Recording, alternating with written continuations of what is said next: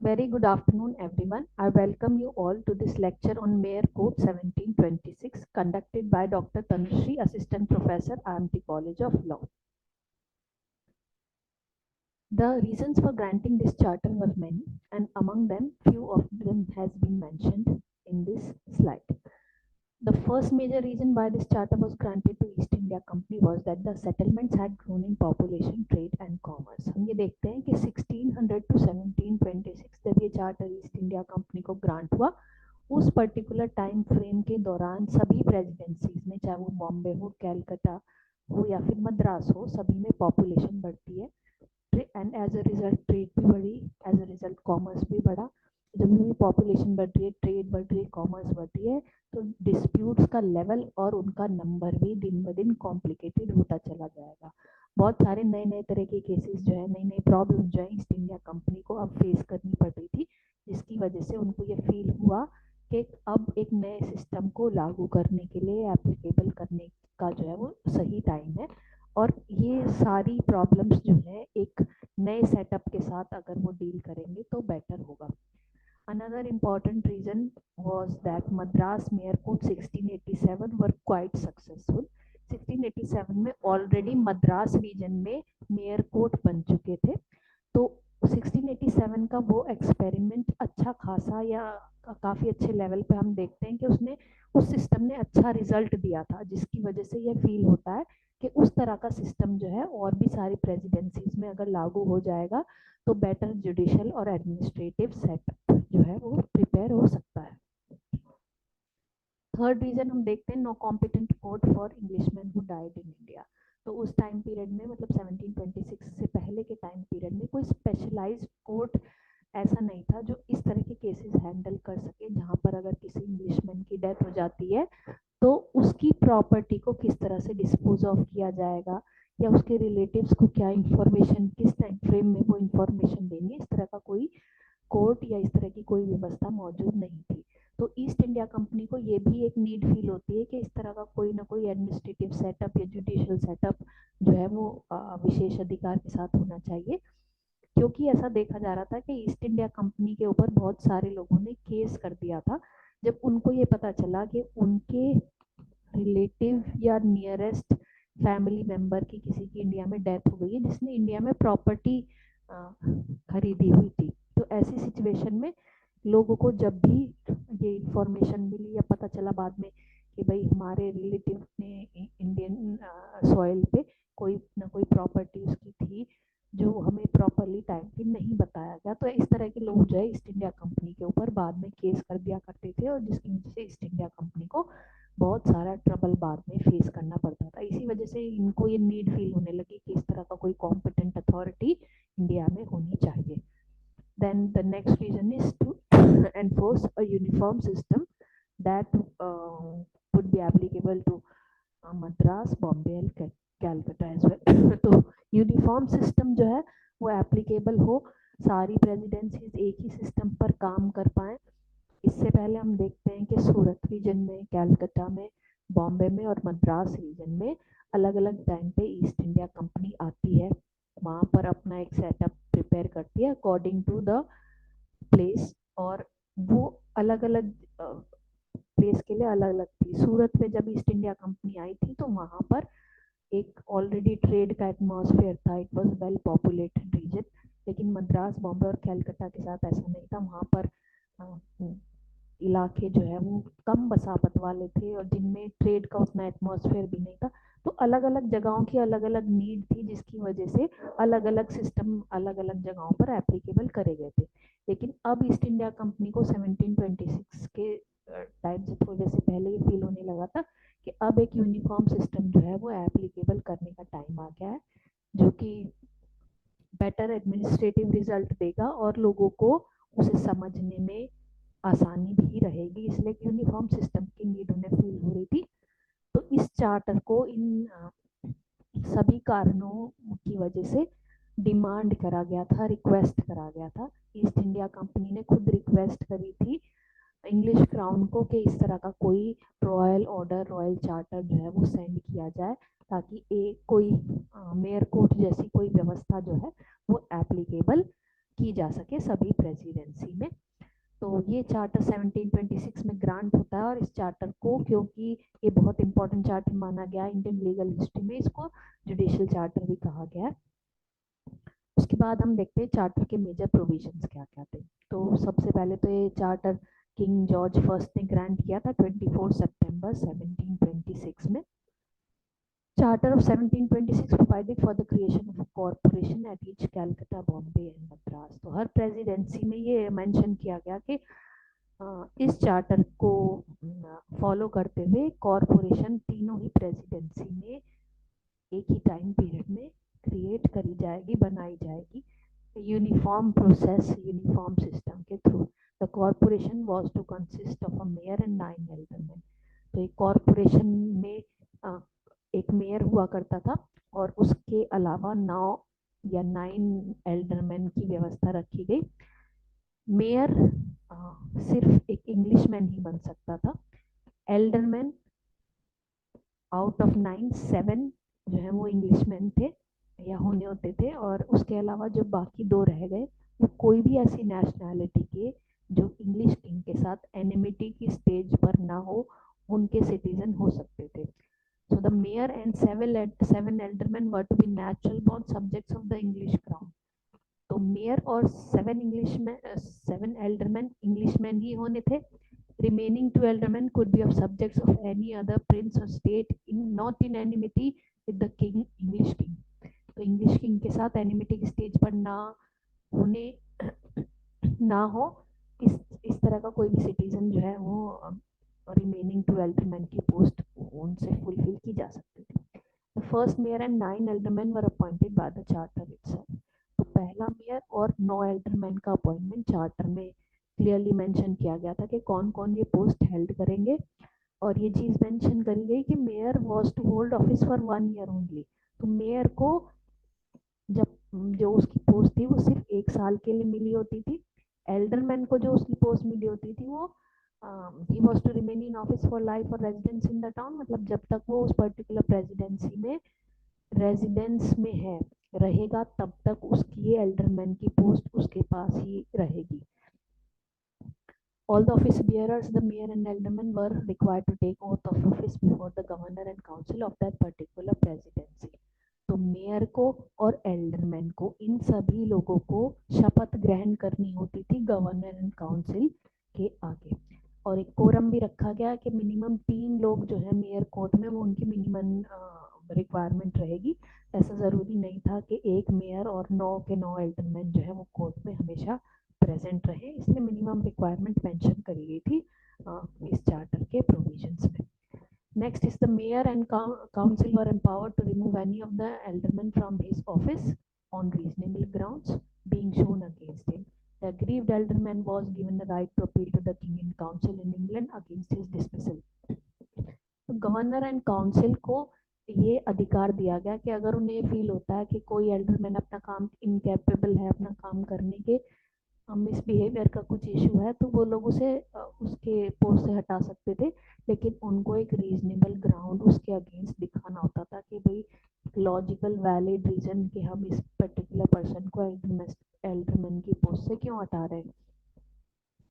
ये aggrieved alderman, इस व्यक्ति के पास भी एक ऑप्शन रहा करता था कि अगर इसको ये फील होता है कि उसको किसी और कारण से अपार्ट फ्रॉम रीजनेबल ग्राउंड्स उसको हटाया जा रहा है या किसी और पर्सनल कारण की वजह से उसे हटाया जा रहा है, तो वो अपने डिसमिसल के खिलाफ किंग काउंसिल को कंप्लेन कर सकता था।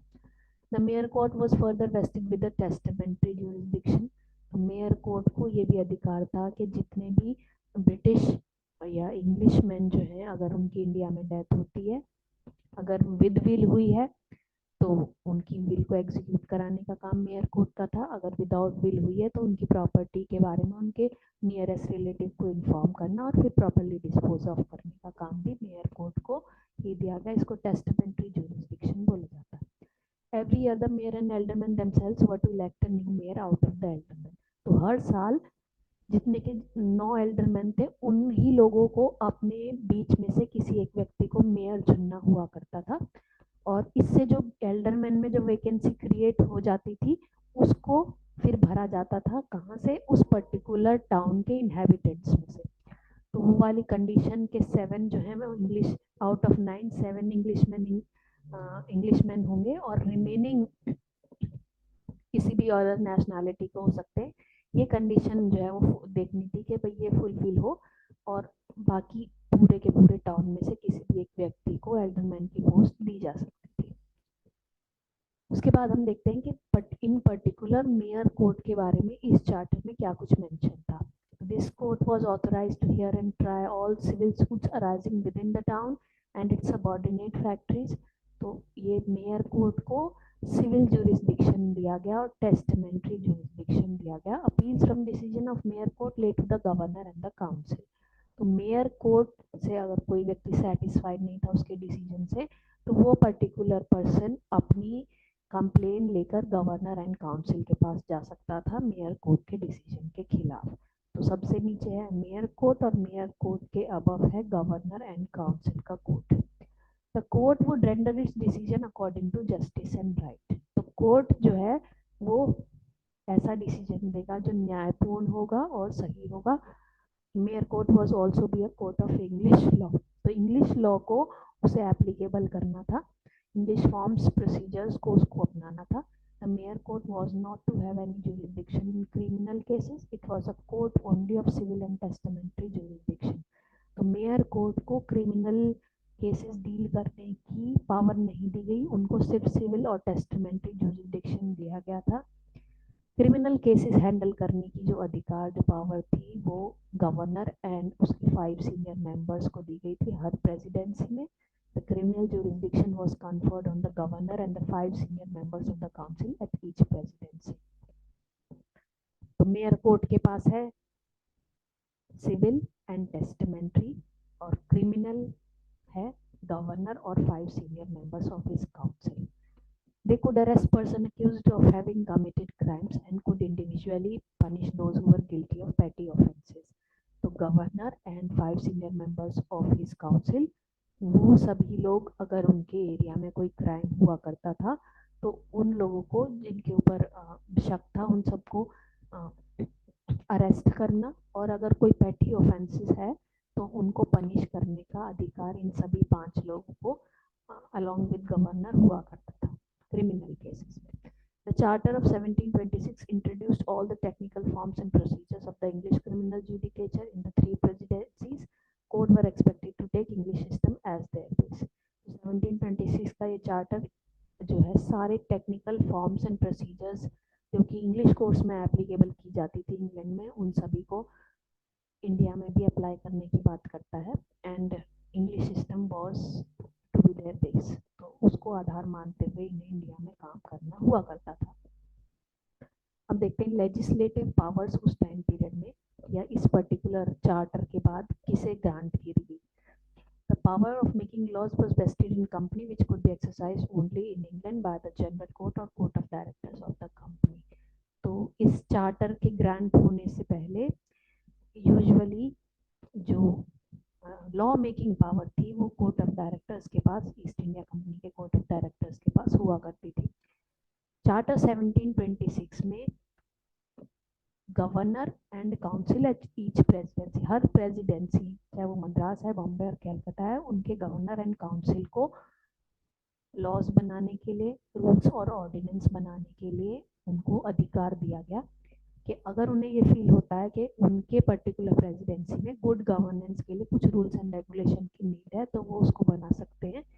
लेकिन एक कंडीशन रखी गई कि उन सभी बाय लॉज को, रूल्स एंड ऑर्डिनेंस को तभी इफेक्ट में लाया जाएगा जब वो प्रॉपर रिटन में कंसेंट उनको मिल जाएगा कोर्ट ऑफ डायरेक्टर से, ईस्ट इंडिया कंपनी के से, इन राइटिंग। तो गवर्नर एंड काउंसिल को पावर दी गई, लेकिन subject to the approval of court of directors of East India Company. अब हम देखते हैं चार्टर ऑफ 1726 में जो मेयर कोर्ट बनते हैं वो कितने बेटर थे या कितने वर्स थे मद्रास के 1687 के मेयर कोर्ट से। तो दोनों ही जिसे हम कहते हैं कि मद्रास का मेयर कोर्ट बना 1687 में और 1726 का मेयर कोर्ट जो तीनों प्रेसिडेंसी में बना, इनमें क्या कुछ जो है वो अच्छा था और क्या कुछ जो है वो डिफरेंट था एक दूसरे के कंपैरिजन में। तो फर्स्ट डिफरेंस हम देखते हैं कि जो नया मेयर कोर्ट बना उसमें सिर्फ सिविल और टेस्टामेंट्री जुरिस्डिक्शन का अधिकार मेयर कोर्ट के पास था। जो मद्रास के मेयर कोर्ट बने थे 1687 में, वहां पर उनके पास क्रिमिनल जुरिस्डिक्शन और सिविल जुरिस्डिक्शन दोनों ही थे। तो ये एक डिफरेंस है। And the next difference is, for the first time an appeal from an Indian court was to allowed to lie to the king in council. Appeals from the old Madras mayor court however lay to the admiralty court at Madras. तो नए वाले mayor court जब बने तो पहली बार हमारे देश में इस तरह का कोई प्रावधान या प्रोविजन अपनाया गया कि भाई अगर कोई इंडियन सेटअप से, जो ईस्ट इंडिया कंपनी ने बनाया है, इंडियन जुडिशियल सेटअप से कोई खुश नहीं है, तो वो अपना case further king in council के पास भी भेज सकता है इंडिया से बाहर। तो इस तरह का कोई प्रोविजन इससे पहले, इस तरह का कोई अधिकार इससे पहले हमारे पास इंडियंस के पास नहीं था कि हम लोग जो है अपना केस जो है वो किंग इन काउंसिल को भेज सके। पहली बार ऐसा 1726 में होता है। The Mayor Court of 1726 was a Crown's Court having been brought into existence by a royal charter. तो 1726 का मेयर कोर्ट जो है उसे क्राउन ने भेजा था, एक चार्टर के थ्रू ये बना, प्रॉपर रॉयल ऑर्डर के थ्रू बनता है। लेकिन जो 1687 का मेयर कोर्ट होता है, जो स्पेसिफिकली मद्रास में बनता है, उसको ईस्ट इंडिया कंपनी खुद बनाती है। तो यहाँ हम डिफरेंस देख रहे हैं कि 1726 में ईस्ट इंडिया कंपनी रिक्वेस्ट करती है इंग्लिश क्राउन से कि हमें एक चार्टर जो है सेंड किया जाए जिससे हम नया judicial system through out all presidencies लागू कर सके। और 1687 में उन्होंने खुद ही बनाया था, उसके लिए उन्होंने किसी से कोई परमिशन या इस तरह की कोई चीज जो है वो नहीं ली थी। पुराने वाले मेयर कोर्ट के पास कोई टेस्टामेंट्री मैटर्स नहीं जाया करते थे, नए वाले मेयर कोर्ट के पास they were allowed to handle testamentary matters as well. So old mayor court at Madras had a lawyer attached to it in the capacity of a recorder. He was to advise the court on complicated legal problems. तो मद्रास 1687 के जो court थे, mayor court थे, उनमें एक legal expert जिसको recorder कहा गया, वो कोर्ट में बैठा करता था ताकि अगर किसी लीगल इशू पर सलाह की जरूरत पड़े तो उसकी सलाह ली जा सके। लेकिन नए वाले जो मेयर कोर्ट बने 1726 में, उन कोर्ट्स में इस तरह का कोई प्रावधान जो है वो नहीं था। The new corporation was to consist of a mayor and 9 aldermen, out of whom all except 2 were to be Englishmen. तो नए मेयर कॉरपोरेशन में ज्यादा इंग्लिश डोमिनेंस देखने को मिलता है, क्योंकि हम देखते हैं कि 9 में से 7 एल्डरमैन जो है वो इंग्लिशमैन ही होने थे।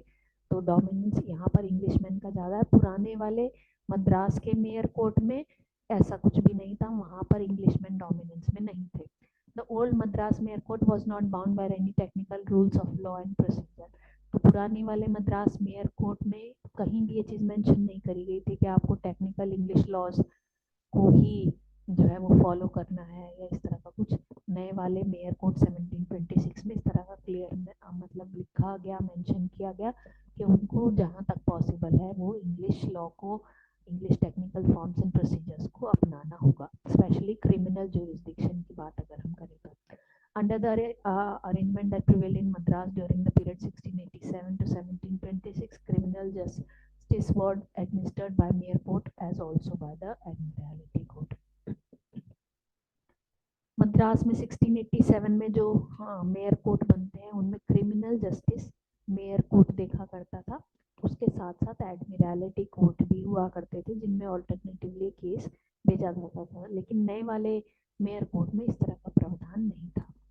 तो अब वर्किंग देखते हैं कि 1726 से 1753 तक मेयर कोर्ट क्या सक्सेसफुल हो पाते हैं, क्या वो लोगों की सेटिस्फैक्शन, पब्लिक सेटिस्फैक्शन उनको मिलती है, नहीं मिलती, या क्या उनके जो अदर गवर्नमेंट की जो अलग अलग बॉडीज होती है उनके साथ कितनी उनकी अच्छी बॉन्डिंग रहती है। तो ये वाला जो वर्किंग है 1726 के मेयर कोर्ट की, हम 1753 तक देखते हैं, क्योंकि 1753 में एक और चार्टर ग्रांट किया जाता है जो कि रिफॉर्मेटरी चार्टर होता है। The post charter period was marked in each presidency with disputes and conflicts between the government on one hand, cooperation and the mayor court on the other hand. ये देखा गया इस टाइम पीरियड के दौरान के Indian population है वो भी सेटिस्फाइड नहीं है मेयर कोर्ट से, और साथ के साथ गवर्नमेंट के दोनों विंग्स के बीच में, मतलब executive government on one hand and judicial mayor court on other hand, both the bodies were not working in cooperation with each other. उनके बीच में बहुत सारी disputes और conflicts देखने को मिलती है। 1726 के चार्टर में मैक्सिमम पॉसिबल कोशिश करी गई थी कि मेयर कोर्ट एक ऑटोनोमस बॉडी की तरह बिहेव करे जो कि free from any outside executive government control से जो है वो उसको कोशिश करी जाए कि उनको अलग रखा जाए। और ये इंश्योर कैसे किया जाता है, तो corporation was to elect its own mayor. तो कॉरपोरेशन को अपना मेयर खुद कर जो है इलेक्ट करना होता था। कोई बाहरी व्यक्ति जैसे गवर्नर हो गया, उसके काउंसिल मेंबर्स हो गए, उन लोगों का मेयर के इलेक्शन में कोई रोल नहीं होता, ना ही एल्डरमैन के इलेक्शन में उनका कोई रोल होता है। तो मेयर कोर्ट अपने आप में एक इंडिपेंडेंट बॉडी की तरह बिहेव कर पाता है। लेकिन कुछ केसेस इस तरीके के आते हैं जिनमें कि mayor court, governor and council जो है एक दूसरे के कॉन्फ्लिक्ट में नजर आते हैं। One such case occurred in Bombay in 1730. A Hindu woman became a convert to Christianity. Her son, aged about 12 years, later left her, went to live with a relative. The mother charged the family members with improperly detaining some jewels, and as a sequel, the mayor court ordered the relative to deliver the boy to his mother. तो 1730 में ये case आता है, जब Bombay reason का ये case है, जब एक हिंदू वुमेन जो है वो कन्वर्ट कर लेती है क्रिश्चियनिटी में। उसका एक 12 साल का बेटा होता है। तो ये लेडी, इसके रिलेटिव्स जो है वो उसका बेटा और उसके कुछ गहने, ज्वेल्स वगैरह जो है अपने पास रख लेते। ये एग्रीव्ड लेडी जो है कंप्लेन कर देती है मेयर कोर्ट में। मेयर कोर्ट ये ऑर्डर करता है कि मदर को उसका बेटा और उसके ज्वेल्स वगैरह सब कुछ उसके रिलेटिव्स को लौटाने होंगे। तो ये फैसला जब आता है तो फैमिली मेंबर्स जो है वो गवर्नर को कंप्लेन कर देते हैं कि भाई मेयर कोर्ट में इस तरह का केस आया था और हमारे यहाँ रिलेटिव्स में या हमारे जो फैमिली कल्चर में ऐसा है कि हमारे यहाँ तो कन्वर्टेड लोगों को हम फैमिली से बाहर निकाल देते हैं, उन्हें राइट टू प्रॉपर्टी भी नहीं है। तो गवर्नर जो है मेयर कोर्ट को बोलता है कि आपका ये जो फैसला है ये आप इसको मॉडिफाई कीजिए, क्योंकि यहाँ के इंडियन कस्टम ट्रेडिशंस को भी हमें प्रॉपर देखना है, इनके क्या होता है। लेकिन मेयर कोर्ट उनकी सुनने से इनकार कर देता है। तो दोनों बॉडीज को हम देखते हैं in conflict with each other है। मेयर कोर्ट गवर्नर की बात सुनने से इनकार कर देता है, और गवर्नर का अपना एक अलग डिफरेंट व्यू पॉइंट है इस केस को देखने का। अनदर डिस्प्यूट सेम ईयर का 1730 का, उसमें भी यही देखने को मिलता है that an Arab merchant sued in the mayor court to recover the value of pearls said to have been extorted from him by his rescuers from a burning boat off the coast of Gujarat. Different decisions were taken by both the courts. इस case में भी हम यही देखते हैं कि ये जो अरब मर्चेंट का केस है, इसमें मेयर कोर्ट जो है वो अलग फैसला दे रहा है, फिर उसके फैसले के खिलाफ कंप्लेन हो रही है, फिर गवर्नर कुछ और या गवर्नर एंड काउंसिल मेंबर्स कुछ और ओपिनियन दे रहे हैं। तो यहाँ पर भी दोनों बॉडीज एक दूसरे के कॉन्फ्लिक्ट में देखी गई। Similar fractions occurred in Madras as well as Calcutta and the cause of conflict was the same undue interference in the affairs of court by the executive government. तो मेयर कोर्ट बार बार ये कह रही थी कि ये जो गवर्नर है और उसके काउंसिल मेंबर्स हैं ये हमारे काम में दखल अंदाजी कर रहे हैं, जिसकी वजह से कॉन्फ्लिक्ट जनरेट हो रहा है दोनों ही बॉडीज के बीच में। नेटिव पॉपुलेशन की बात करें तो नेटिव पॉपुलेशन भी इस चार्टर से या मेयर कोर्ट से बिल्कुल भी सेटिस्फाइड फील नहीं करती, क्योंकि उनको कहीं ना कहीं ये फील होता है कि उनके कस्टम्स को, उनके ट्रेडिशंस को ये कोर्ट रिस्पेक्ट नहीं देता। हम ये देखते हैं कि मेयर कोर्ट को हमेशा से ही एक इंग्लिश कोर्ट की तरह प्रोसीजर फॉलो करने को या इंग्लिश लॉ को आधार मानने की बात करी गई थी। तो जब भी कोई भी ऐसी तरह का केस आता था जहाँ पर लोगों के कस्टमरी ट्रेडिशंस के ऊपर बात होती थी, तो मेयर कोर्ट इंडियन ओपिनियन को नेग्लेक्ट कर दिया करता था या उनको प्रॉपर रिस्पेक्ट नहीं दिया करता था, जिसकी वजह से इंडियन पॉपुलेशन भी इस कोड से धीरे धीरे दूरी बनाने लगती है। उनको ये फील होता है कि ये कोड जो है वो टोटली एक एलियन बॉडी है, जो उनको, उनके कल्चर को, उनके ट्रेडिशंस को अपने साथ जो है वो जोड़ने की कोशिश नहीं करता, उनको डिसरिस्पेक्ट करता है। The mayor court at various presidencies used to take cognizance of cases relating to caste and religious matters among natives, and this they did in accordance to their own notions of law and justice. तो mayor court के अपने English laws से related अपने notions होते हैं law and justice के, जो कि वो इंडियन सिचुएशन के ऊपर कॉपी पेस्ट करने की कोशिश करते हैं, जिसकी वजह से प्रॉब्लम जनरेट होती है। The procedure of the mayor court was very different from traditions, manners and habits of the Indians. तो इंडियंस अब तक जिस तरह के कोर्ट्स में जाते रहे थे, जब वो मेयर कोर्ट में जाने लगे तो उन्हें काफी अनकंफर्टेबल सिचुएशंस जो है फेस करनी पड़ती है। एक डिफरेंट तरीके का नया कोर्ट होता है मेयर कोर्ट, जिसमें इंग्लिश लॉ लगनी होती है। An incident occurred in Madras also. There the mayor court insisted on Hindus to take the pagoda oath instead of Gita oath. तो ऐसा ही एक इंसिडेंट मद्रास में देखने को मिलता है, जहां पर मेयर कोर्ट जो है हिंदू पॉपुलेशन से इस बात के ऊपर एडमेंट हो जाता है कि उनको गीता ओथ नहीं लेनी है, पगोड़ा ओथ लेनी है। पगोड़ा ओथ का मतलब टेम्पल ओथ। तो उस टाइम पीरियड में बहुत सारे लोग इस चीज को अपोज करते हैं, लेकिन मद्रास में या जो उस टाइम पीरियड में मेयर कोर्ट था वो उनकी बात सुनने से इनकार कर देता है। The charter of 1753 did away with this cause of dissatisfaction. तो इस जितनी भी कमियां देखने को मिली, इन सबको दूर करने के लिए एक और चार्टर 1753 में सेंड किया जाता है, एक रिफॉर्मेटिव चार्टर। इस रिफॉर्मेटिव चार्टर को जॉर्ज सेकंड ने 8 जनवरी 1753 में सेंड किया था।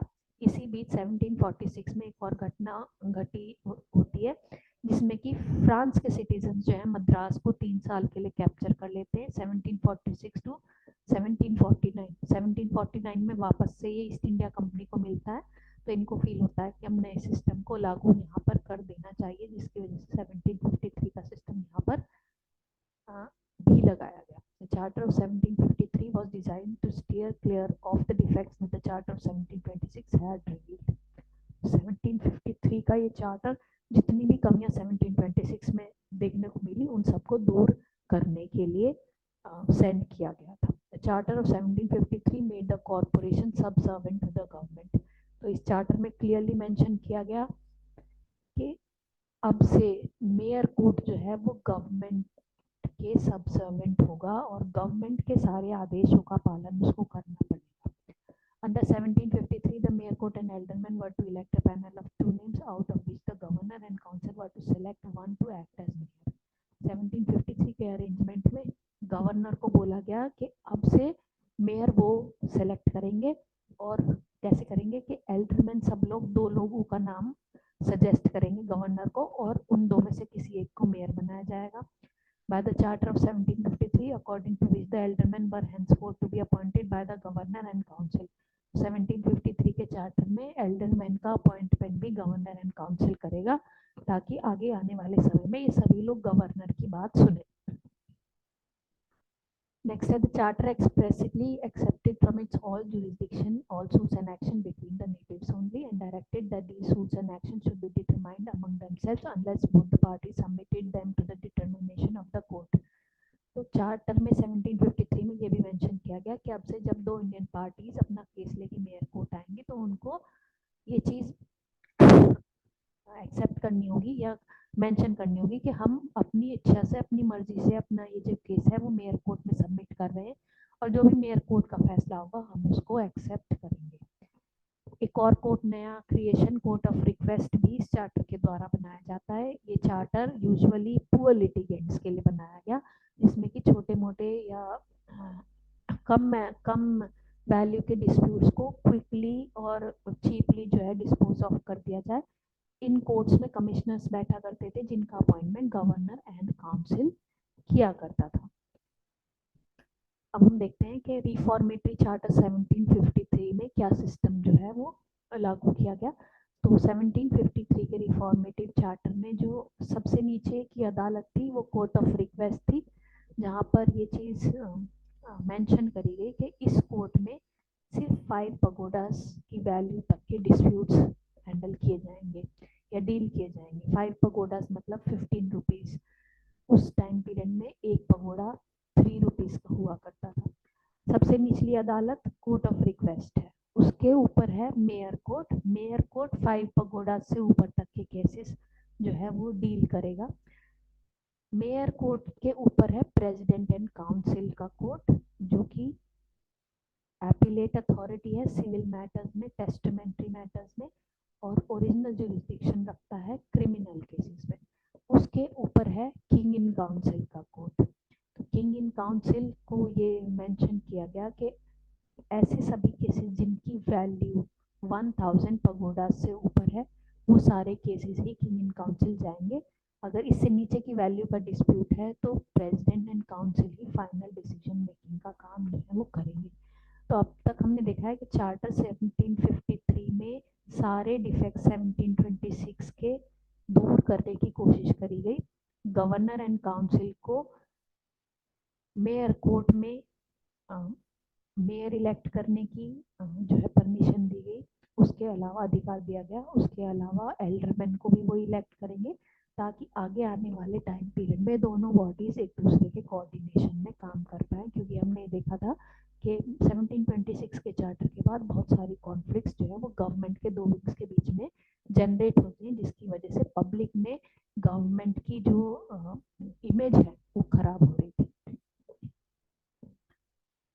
और इस 1753 के चार्टर को पहले के मुकाबले बहुत सारे लोगों ने कुछ चीज़ों के ऊपर क्रिटिसाइज भी किया है। क्रिटिसाइज बेसिस पे किया है कि 1726 का जो चार्टर था उसमें जुडिशरी एंड एग्जीक्यूटिव सेपरेट थे, इसलिए वो एक अच्छी बात मानी गई। लेकिन 1753 के चार्टर में जुडिशरी को एग्जीक्यूटिव गवर्नमेंट के सबऑर्डिनेट रखा गया, जिसको एक बहुत सारे पब्लिक ओपिनियन में उस जमाने में एक अच्छी बात नहीं माना गया। ऐसा माना गया कि judiciary should be above the executive.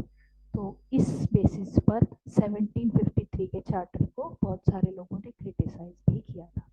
So that's all in this lecture. Thank you so much all for joining. Thanks a lot.